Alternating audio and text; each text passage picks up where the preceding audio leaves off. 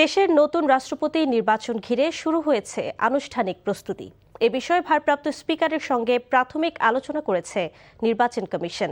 তবে কবে নির্বাচন হবে, সংসদের অধিবেশনের মধ্যে নাকি অধিবেশনের শেষে, সেসব বিষয়ে এখনো কোনো চূড়ান্ত সিদ্ধান্ত হয়নি বলে জানিয়েছেন প্রধান নির্বাচন কমিশনার এম নাসির উদ্দিন। ইফতেখার রেজার রিপোর্ট। রাষ্ট্রপতি নির্বাচনের আগে জাতীয় সংসদের স্পিকারের সঙ্গে প্রধান নির্বাচন কমিশনার তথা কমিশনের বৈঠকের রীতি অনুযায়ী মঙ্গলবার জাতীয় সংসদে ভারপ্রাপ্ত স্পিকার ব্যারিস্টার কায়সার কামালের সঙ্গে বৈঠকে বসেন প্রধান নির্বাচন কমিশনার এম নাসির উদ্দিনের নেতৃত্বে কমিশনের প্রতিনিধি দল। প্রায় 1 ঘন্টা বৈঠক শেষে সিইসি জানান, রাষ্ট্রপতি নির্বাচন আয়োজনের প্রাথমিক প্রস্তুতি হিসেবে আলোচনা হয়েছে। তবে নির্বাচনের দিনক্ষণ কিংবা ভোট গ্রহণের সময়সূচি এখনো নির্ধারিত হয়নি। আমরা কোনো টেন্টেটিভ ডেট ঠিক করি নাই, এটা আপনারা যথাসময়ে জানতে পারবেন। তবে ওই রাষ্ট্রপতি নির্বাচনকে ঘিরেই আমাদের সমস্ত আলোচনাটা হয়েছে।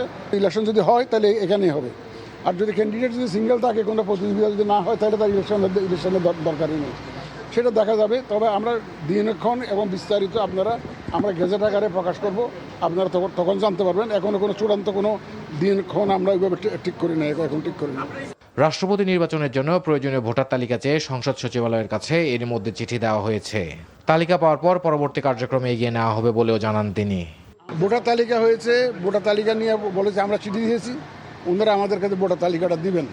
দিলে এটা যত দ্রুত সম্পর্ক ওনারা দিবেন। আমরা আজকে চিঠিটা দিয়েছি ওনাকে।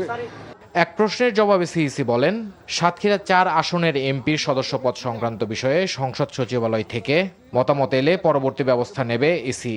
সাতক্ষীরার বিষয়টি আলোচনার বিষয়বস্তু ছিল না, আমরা শুধুমাত্র প্রেসিডেন্ট নির্বাচন নিয়ে আলোচনা করার জন্য এসেছিলাম।